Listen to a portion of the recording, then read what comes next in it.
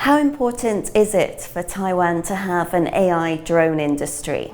It's very important. The threats we are facing right now, the challenges we are confronting right now. In Chinese, PLA have millions of drones available if they should start any conflicts in the Taiwan Strait. So we need to have AI-driven drones to balance, or at least to make sure we can deter China from their aggressions. At the moment, around 90% of components needed to produce drones can be made in Taiwan, but that still leaves around 10%, some of which may be sourced from China. So how can Taiwan reach its goal of a non-red supply chain?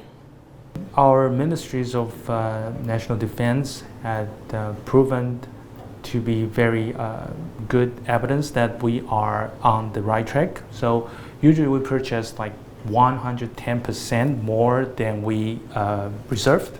So the reason why we do that is to make sure that we check every single UAV, check as many as possible, like say 10% of the drones, to deter the manufacturers from trying to disguise as Taiwanese-made drones.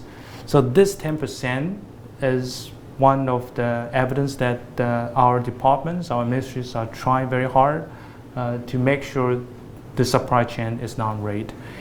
Even though that means we have to pay more, even though that means there are not many economic incentives to do so, but for national security, this is something we have to sacrifice.